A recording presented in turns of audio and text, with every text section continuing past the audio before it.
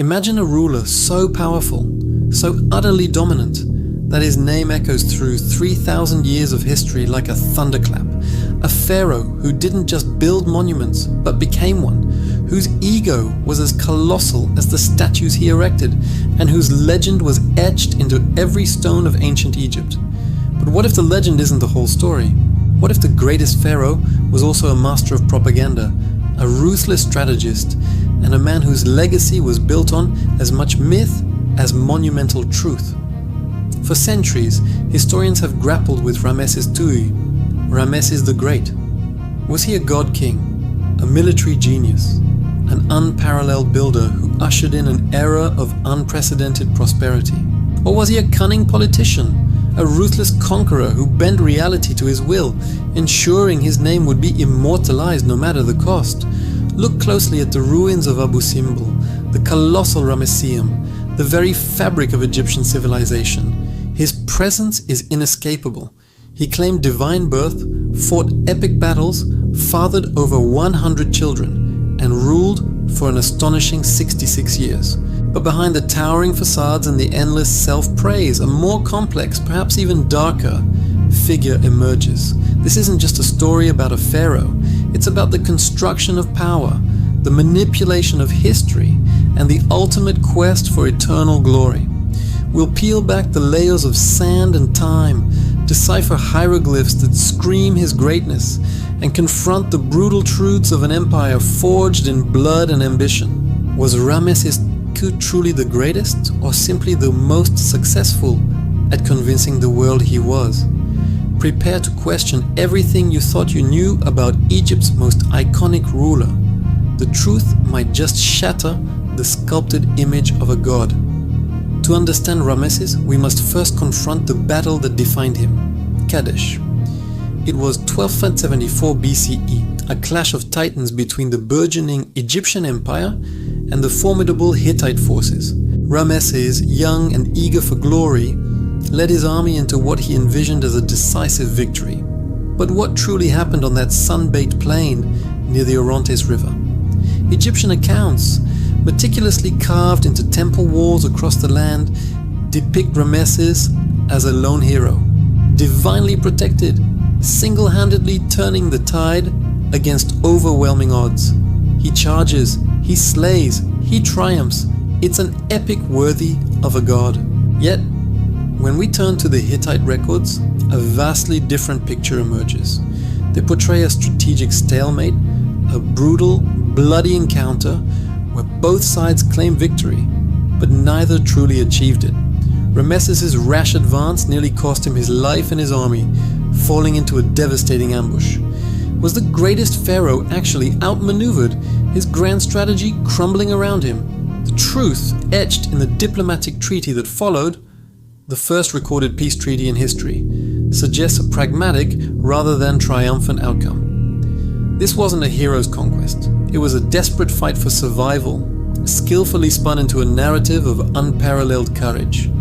This deliberate crafting of history, this masterful control of the narrative, is Ramesses' true genius. He understood that perception was reality, and he used every available medium, stone, papyrus, and the very memory of his people, to sculpt his own legend. He didn't just win battles, he won the story of the battles. And this wasn't just about ego, it was about solidifying his power, inspiring loyalty, and ensuring his reign was seen as divinely ordained. But what lengths did he go to erase inconvenient truths and amplify his own grandeur? The secrets lie buried, not just under sand, but under layers of intentional myth-making. If Kadesh was the crucible of his legend, then his building projects were its enduring testament. Ramesses II wasn't just a builder, he was an architect of eternity. The Ramesseum, Abu Simbel, the expansion of Karnak Temple, these aren't just structures, they are declarations, colossal statues, towering obelisks, entire cities dedicated to his glory. He didn't just rebuild, he rebranded Egypt in his own image, often usurping the monuments of previous pharaohs, simply carving his cartouche over theirs. A quick name change, and suddenly another pharaoh's legacy became his own. This wasn't mere vanity, it was a deliberate, strategic assertion of power.